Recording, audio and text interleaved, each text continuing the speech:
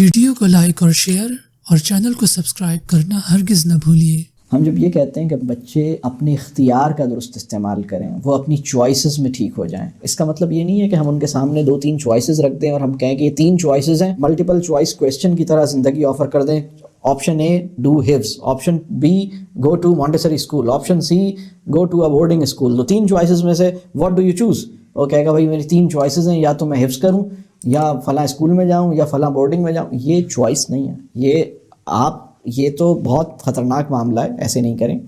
اور چوائس کا مطلب یہ ہے کہ وہ کیا چاہتا ہے اور کیسے چاہتا ہے اور کیوں چاہتا ہے، یہ وہ خود سمجھے گا، اور اس کے اندر وہ بہرحال ایک ایکسپیریمنٹ کا بھی فیز ہوگا، اس کو سیکھے گا، بعض اوقات ریئلائز کرے گا، کوئی چیز اس نے انیشیٹ کی ہے، اس کو ریئلائز ہوگی کہ یہ مجھے نہیں کرنی چاہیے تھی۔ خاص طور پر یہ جو جبری تعلیم، جبری اسکول، جبری حفظ، جبری اسلام، یہ کسی بھی طور پر، کسی بھی سٹیج پر اس کا فائدہ نہیں ہوتا، بلکہ یہ جو میں نے لفظ استعمال کیا ہے نا، جبری حفظ، اسی کا جو آلٹرنیٹ لفظ میں استعمال کرتا ہوں وہ ہے اختیاری حفظ۔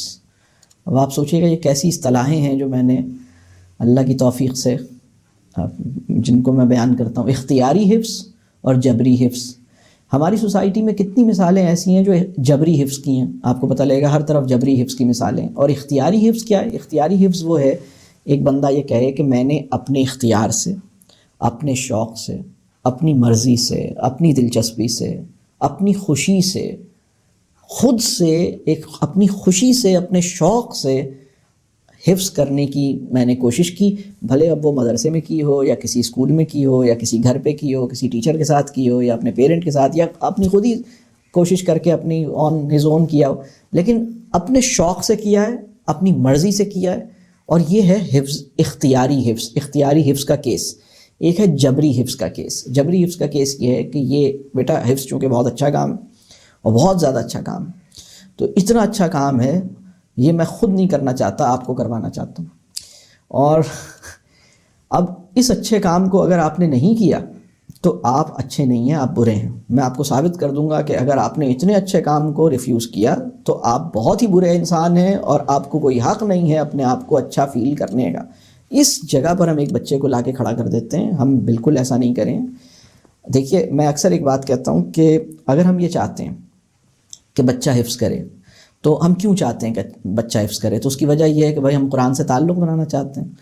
تو قرآن سے تعلق اگر ہم بنانا چاہتے ہیں تو ہمیں یہ دیکھنا ہے کہ جو کام بہت اچھا ہے وہ ہم اپنے لیے کیوں نہیں پسند کرتے۔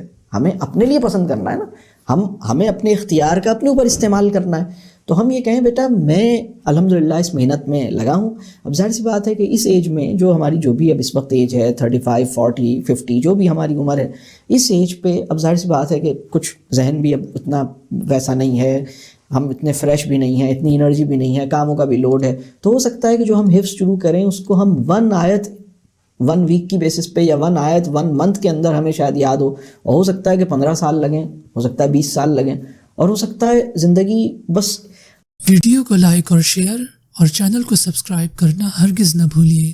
اور ہو سکتا ہے زندگی بس ہم چونٹی کی رفتار سے یہ کام کر رہے ہوں اور ہمارا آخری ٹائم آ جائے اور ہم دنیا سے چلے جائیں۔ یعنی قرآن سے تعلق بنانے کی جو ایفرٹ ہے نا، یہ اصل میں رب کریم ہمارے اندر دیکھنا چاہتے ہیں کہ ہمارے اندر وہ ہم اپنے آپ کو کتنا ہم نے اس میں لگایا۔ لیکن اگر ہم بچے کو کہتے ہیں کہ بیٹا یہ تمہارے پاس 2 چوائسز ہیں، یہ جو بات کہہ رہے ہیں نا، بچہ اپنی اختیار کا صحیح استعمال کرے یا چوائسز میں سینسیبل ہو، اس کو چوائس دیں۔ اس کو چوائس دینے کا مطلب یہ نہیں ہے کہ MCQs کی طرح کا اس کو ایک ٹیسٹ پیپر دے دیں، میں یہ بالکل نہیں کہہ رہا، بلکہ وہ اپنی اتنے چھوٹے بچے کے اوپر جبر نہیں کریں۔ اور اس کو اگر ایک بچہ نہیں پڑھ رہا تو کوئی بات نہیں، اس میں کوئی پریشانی کی بات نہیں ہے، پڑھ لے گا انشاءاللہ، اتنی پریشانی کی بات نہیں ہے، کوئی ایسی مطلب پڑھنا فرض نہیں ہے اس کے اوپر، حفظ بھی فرض نہیں ہے اس کے اوپر۔ جو چیز اللہ نے اس کے اوپر فرض نہیں کی ہے وہ اس کو نہ کروائیں۔ لیکن میں ایک بات بتاؤں، آپ کی خدمت اور آپ سے آپ کو خوش رکھنا یہ اس پہ فرض ہے، نماز پڑھنا اس پہ فرض ہے، اور اپنی دوسرے زندگی کے اور کام اس پہ ضروری ہیں۔ تو اس کی جو ٹریننگ ہے نا وہ اس طرح ملنی چاہیے، گھر کے کاموں میں بچے کو انوالو کریں، بچے خود سے انوالو ہوتے ہیں۔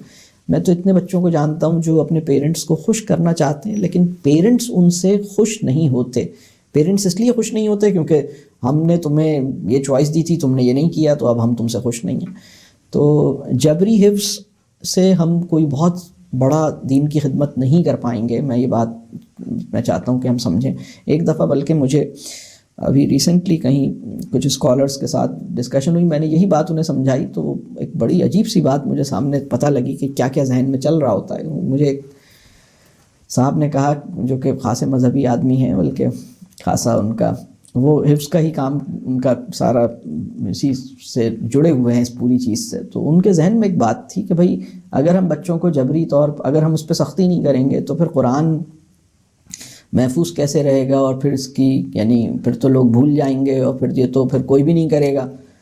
تو قرآن کی حفاظت جو ہے، تو مجھے بڑی حیرانی ہوئی کہ یہ ذہن میں ان کے گئی کیسے یہ بات. بھائی قرآن کی حفاظت کا وعدہ کس کا ہے؟ قرآن کی حفاظت کی ذمہ داری اللہ نے بندوں پہ ڈالی ہے یا اللہ نے اپنے پاس رکھی ہے؟ قرآن کی حفاظت کس کی ذمہ داری ہے؟ ہم سے جو مانگا گیا ہے، قرآن سے محبت مانگی گئی ہے. قرآن کی حفاظت کی ذمہ داری ہماری نہیں لگائی گئی، قرآن سے محبت کی ذمہ داری ہماری لگائی گئی ہے.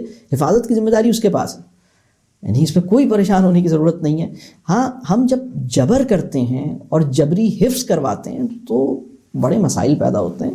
اور اختیاری حفظ کی اللہ کرے کہ ہمارے معاشرے میں مثالیں زیادہ ہو جائیں اور بڑھ جائیں اور ساری ویسی ہو جائیں. دیکھیں قرآن سے محبت کا تقاضا کیا ہے؟ قرآن سے محبت، جس چیز سے ہمیں محبت ہوتی ہے اس کے قرب کی خواہش پیدا ہوتی ہے، اس کو بار بار دیکھنے، اس کو بار بار سوچنے، اس کو بار بار ریوزٹ کرنے کی خواہش پیدا ہوتی ہے نا. وہ ہمارے ذہن کا ایک ریفرنس پوائنٹ بن جاتا ہے، ہمیں بار بار اس کا خیال بار بار آتا ہے.